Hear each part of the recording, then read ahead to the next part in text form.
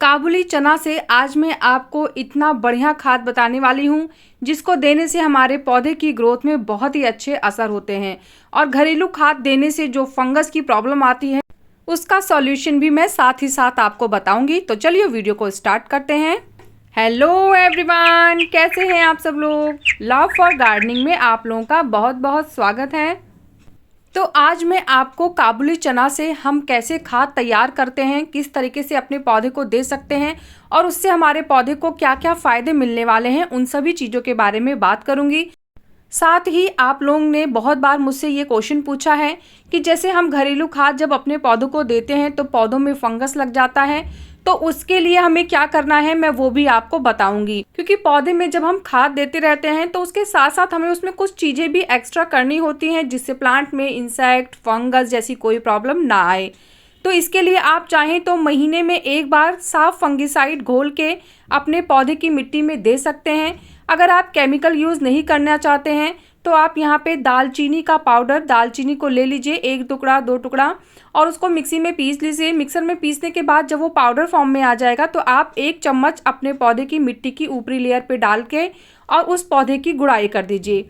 गुड़ाई करना भी बहुत ज़रूरी होता है क्योंकि जब हम खाद देते रहते हैं तो कहीं ना कहीं वो, अगर हम लिक्विड फॉर्म में देते हैं तो वो पानी हमारे जड़ों तक जाता है और फिर उसके बाद धीरे धीरे धूप के थ्रू वो सूख जाता है।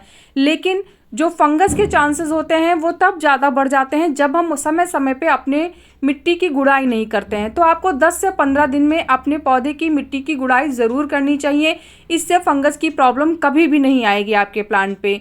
और भी हम जैसे घरेलू खाद वगैरह जब अपने पौधे पे देते हैं तो हमें एक चीज़ का ध्यान रखना है कि हमारे पौधे की जो मिट्टी है, जैसे कि इस समय आप देख रहे हैं, तो ये जब तक अच्छे से ड्राई ना हो जाए तब तक आपको इस पर कोई भी लिक्विड खाद नहीं देनी है। क्या होता है, जब हम इसको ड्राई नहीं होने देते हैं और लिक्विड खाद देते रहते हैं तो वो भी फंगस का प्रॉब्लम बन जाता है। चलिए अब हम उस खाद की बात करते हैं जिसके लिए मैंने आज ये वीडियो तैयार की है।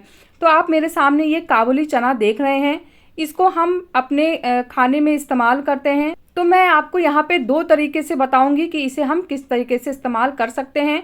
तो 2 तरीके हैं, आप चाहे कोई सा भी तरीका इस्तेमाल कर सकते हैं। और जब आप एक बार अपने प्लांट को कोई खाद दे रहे हैं तो आप उसको फिर से वही खाद बार बार रिपीट मत करिए। मैंने जो गैप बताया है उस गैप को आपको फॉलो करना होगा। तो मैं बताऊंगी कि कब देना है, कितना देना है। तो सबसे पहले क्या करना है, मैंने यहाँ पे 1 कटोरी लगभग चना ले लिया है और अब हम इसको पानी में भिगा देंगे।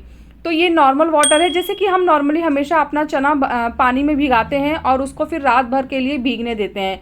तो हमें भी सेम प्रोसेस करना है। इसको भिगा दिया है और अब इसे कम से कम 5 से 6 घंटे के लिए भीगना होगा, और या फिर आप चाहें तो इसको पूरी रात के लिए भी भिगा सकते हैं। तो खाली काबुली चना ही नहीं, अगर आप नॉर्मल चना भी भिगाते हैं तो आप उसके साथ भी ये काम कर सकते हैं। जो मैं आपको बताऊंगी तो वो भी आप दोनों तरीके से यूज़ कर सकते हैं।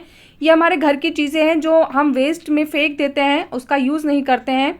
तो ये देखिए, रात भर भीगने के बाद अब छोले फूल गए हैं। तो नॉर्मली हम ये पानी फेंक देते हैं, लेकिन हमें इसे फेंकना नहीं है, हम इसको अपने प्लांट में देंगे। इस पानी में हमें बहुत सारे न्यूट्रिएंट्स मिल जाएंगे जो हमारे प्लांट की हेल्थ के लिए बहुत अच्छे होते हैं और प्रोटीन भी बहुत ज़्यादा मात्रा में पाया जाता है, जिससे हमारे प्लांट की हेल्थ भी काफ़ी अच्छी बनी रहती है। तो ये जो एक तरीका है ये मैंने आपको बताया है। अभी मैं आपको दूसरा तरीका भी बताऊंगी, तो वीडियो में बने रहिएगा मेरे साथ। तो ये देखिए, ये कलर कुछ इस टाइप का हो गया है और अब आप 1 गिलास पानी अपने एक प्लांट में दे सकते हैं, या फिर जैसा आपका प्लांट का साइज़ हो। अगर आपका पौधा छोटा है तो आप थोड़ा कम ही दीजिएगा, और अगर बड़ा है तो आप पूरा 1 गिलास का पानी उस प्लांट में डाल सकते हैं।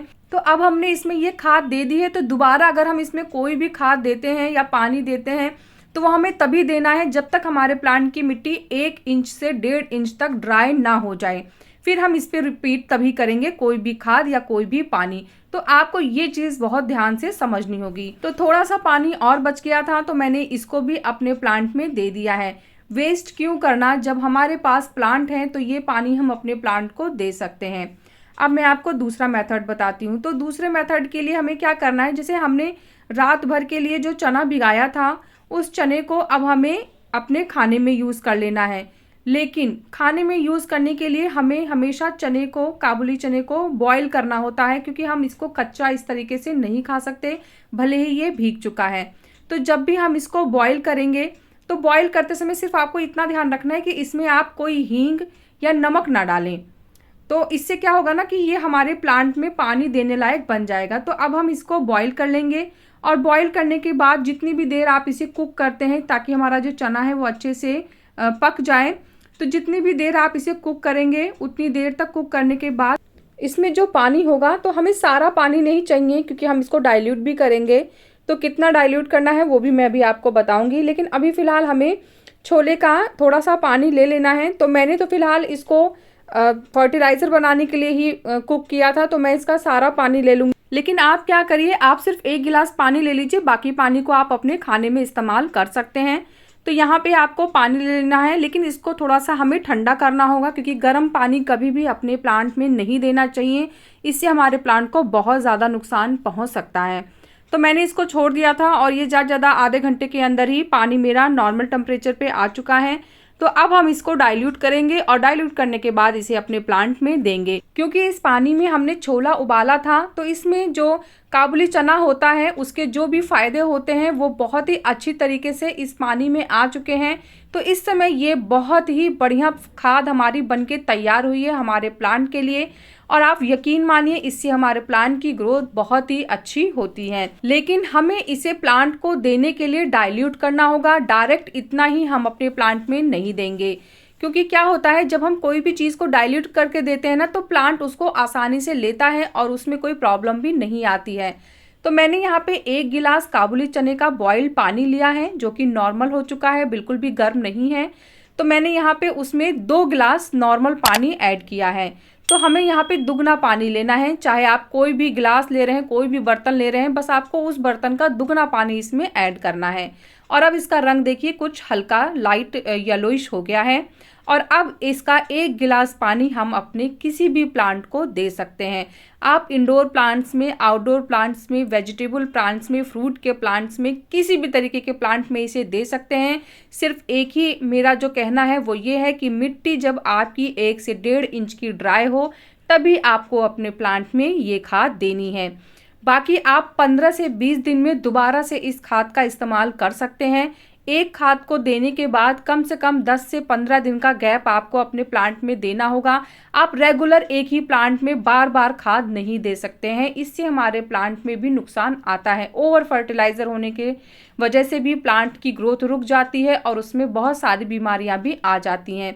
तो जो चीज़ें मैं आपको बताती हूँ उसको फॉलो करिए, तो आपके प्लांट में भी बहुत अच्छे रिजल्ट्स आएंगे। तो कैसा लगा मेरा आज का ये वीडियो मुझे ज़रूर बताइएगा। अगर आपको वीडियो पसंद आया है तो वीडियो को लाइक करिएगा, चैनल को सब्सक्राइब करिएगा, और प्लांट से रिलेटेड अगर कोई भी क्वेश्चन आपके माइंड में है तो आप कमेंट्स के थ्रू मुझसे बात कर सकते हैं। मिलते हैं फिर नेक्स्ट वीडियो में, तब तक के लिए बाय, टेक केयर।